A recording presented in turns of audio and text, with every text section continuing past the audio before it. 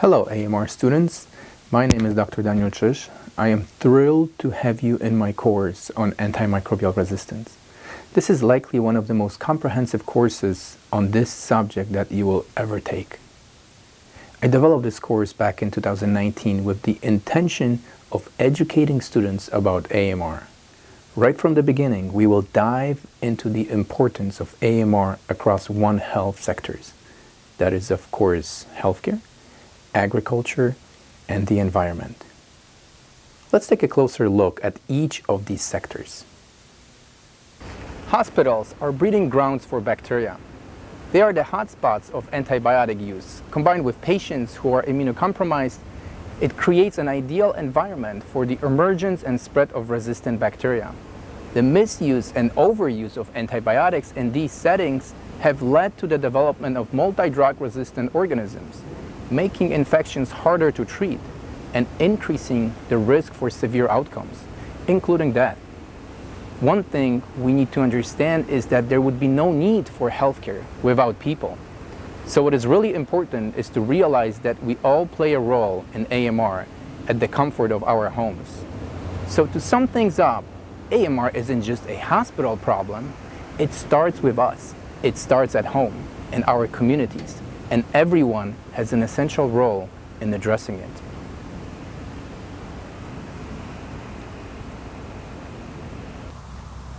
Our next stop is agriculture.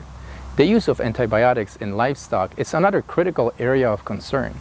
Antibiotics are often used not only to treat sick animals, but also to promote growth and prevent diseases in healthy ones. While antibiotic administration for growth promotion in agriculture was banned in the United States in 2017, this practice continues in other areas of the world. As you may learn throughout this course, the problem is not here, it's not there, it's everywhere. And with the 21st century means of communications, microbes and resistance spread rapidly throughout the world, as we have recently learned during the COVID pandemic.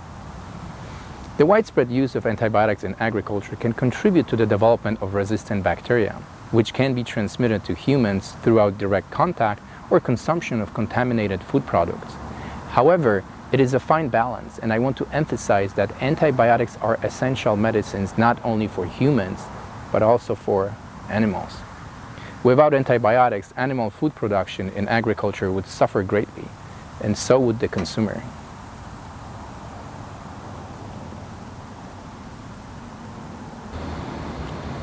Right now we're at our third stop. I'm standing in front of the UF water reclamation plant where wastewater gets cleaned and recycled back into the system. Resistant bacteria and antibiotic residues can enter the environment through different various channels, including wastewater from hospitals and pharmaceutical manufacturing, as well as runoff from farms.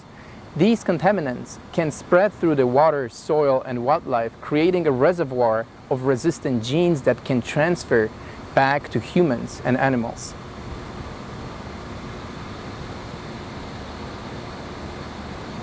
Throughout this course, we will explore these sectors in detail, understanding the mechanisms of resistance, the impact on public health, and the strategies we can employ to combat this growing threat.